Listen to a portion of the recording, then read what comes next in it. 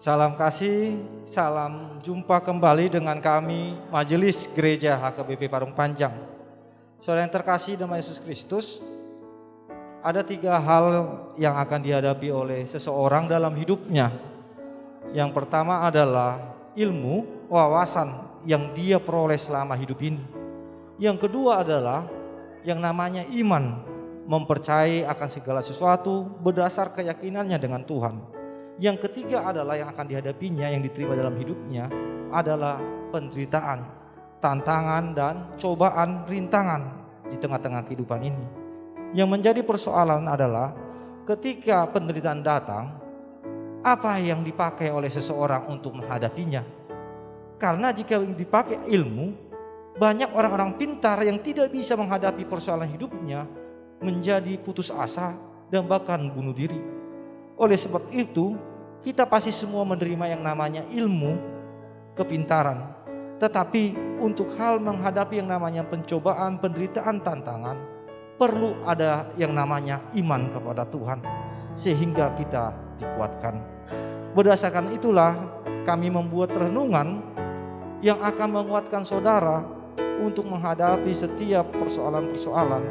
Dan biarlah melalui renungan ini saudara boleh menemukan jawaban-jawaban yang Tuhan berikan kepada saudara menghadapi setiap persoalan-persoalan kehidupan. Selamat menikmati renungan yang disampaikan oleh majelis gereja ini, dan biar renungan ini menjadi berkat bagi kita, bagi gereja kita juga. Amin.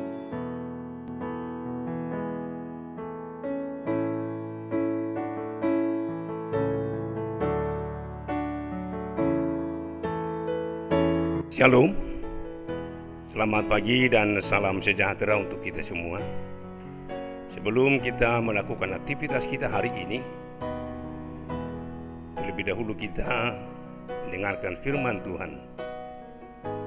Sebelum saya bacakan, mari kita bersatu dalam doa. Puji syukur ya Allah Bapa di surga, atas segala berkat yang Tuhan berikan kepada kami, sehingga pada pagi yang indah ini kami dapat berseru kepadamu dengan sukacita Tuhan. Sebelum kami melakukan aktivitas kami ingin mendengarkan firman-Mu. Oleh karena itu bukalah hati dan pikiran kami, sehingga firman yang akan kami dengarkan dapat kami lakukan di dalam kehidupan ini. Terima kasih ya Bapak di surga. Amin. Firman Tuhan yang menyapa kita pada pagi hari ini terambil dari Yesaya pasal 60 ayat 10. Demikian firman Tuhan. Orang-orang asing akan membangun tembokmu, dan raja-raja mereka akan melayani engkau. Sebab dalam murkaku aku telah menghajar engkau, namun aku telah berkenan untuk mengasihani engkau. Demikian firman Tuhan.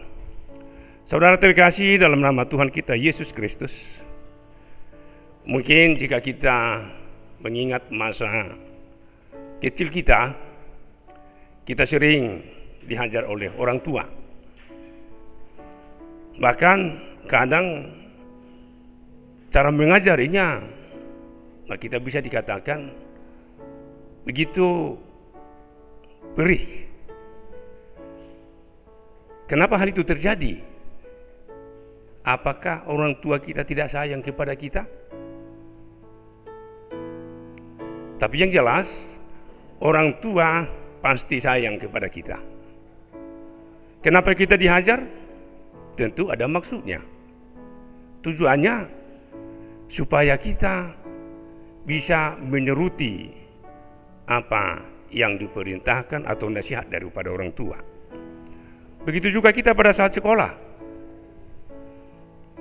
Di sekolah kita mungkin sering dimarahi orang tua atau dimarahi guru, atau bahkan dihajar juga.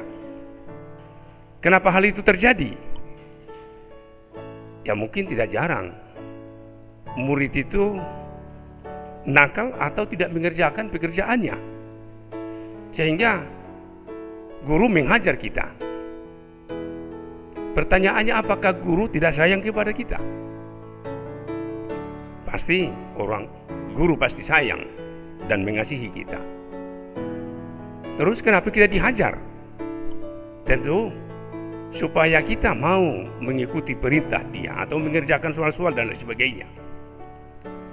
Begitu juga bangsa Israel.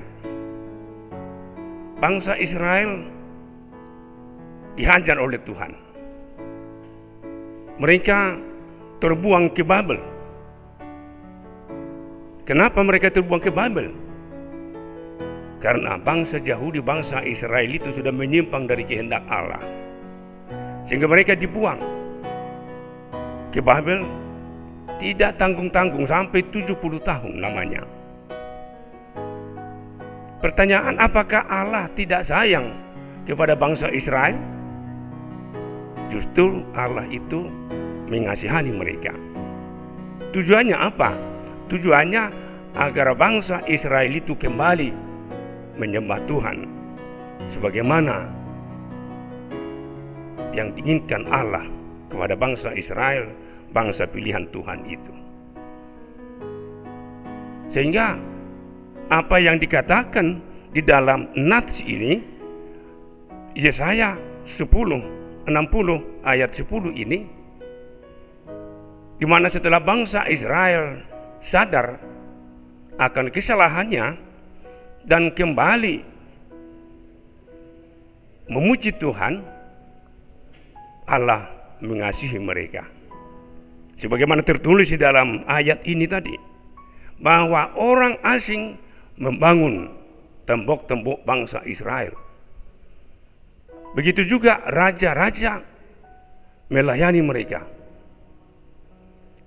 Mereka kembali ke tanah perjanjian itu bukan karena usaha mereka sendiri, tetapi karena oleh kasih karunia Allah. Mereka menyadari kesalahannya dan kembali memuji Tuhan. Oleh karena itu, kasih Allah kembali kepada bangsa Israel, sehingga tanpa susah payah bangsa Israel kembali ke tanah perjanjian itu, dan segala biaya yang diperlukan untuk kembali, bahkan untuk membangun kembali tanah Israel, ditanggung oleh Raja Babel. Demikian juga kita dalam kehidupan ini. Tidak jarang kita mengalami kesulitan-kesulitan, ataupun sebagaimana dikatakan di sini, kita dihajar oleh Tuhan dengan tujuannya apa? Supaya kita menyadari di saat kita menyimpang dari kehendak Allah, kita diingatkan dengan kesulitan-kesulitan yang kita hadapi, supaya kita kembali kepada Allah sebagaimana yang diinginkan oleh Allah. Sama halnya dengan orang besi, tukang besi atau tukang logam. Emas itu harus dibakar sampai tinggi. Dengan demikian, dengan kondisi yang sangat tinggi, maka kemurniannya akan mulai terlihat, akan semakin terlihat, sehingga pemilik usaha itu akan menyayangi dia. Begitu juga Tuhan kepada kita, umatnya. Jika kita di saat kita ada cobaan ataupun penderitaan, tentu Tuhan sayang kepada kita dengan kasih karunia-Nya. Kita akan disayang sebagaimana kita anak kandungnya. Kita akan diselamatkan dan diberikan kekuatan untuk mengalami atau menanggung hal-hal yang menyulitkan kehidupan kita, asalkan kita selalu setia kepada Dia. Oleh karena itu, dalam kehidupan kita sehari-hari, kita jangan merasa di saat kita mengalami kesulitan kita merasa ditinggalkan Tuhan. Tidak. Tapi dengan kesulitan yang kita hadapi, kita diingatkan agar selalu teguh dan menyerahkan segalanya kepada Tuhan, agar kita selalu dikuatkan dan kembali kita menerima berkat sebagaimana Tuhan janjikan kepada kita. Amin. Mari kita bersatu dalam doa. Terima kasih Tuhan, karena Tuhan masih memberikan kesempatan kepada kami untuk mendengarkan firman-Mu. Benar Tuhan, kami terkadang sering melakukan yang tidak sesuai dengan kehendak-Mu. Tetapi Engkau selalu menyayangi kami. Jika kami dalam kesulitan, mohon ya Bapa di surga, Tuhan mampukan kami, sehingga kami tetap setia untuk memuji dan memuliakan nama-Mu. Begitu juga jemaat-Mu HKBP Parung Panjang. Di saat kami mengalami kesulitan, mohon ingatkan kami Tuhan, agar kami selalu setia akan Engkau, karena Engkau tidak pernah meninggalkan kami yang percaya akan Engkau Tuhan. Terima kasih Tuhan. Inilah doa kami yang kurang sempurna ini. Sempurnakanlah di dalam kasih setia-Mu. Dalam nama anak Yesus Kristus kami berdoa dan mengucap syukur kepada-Mu. Amin.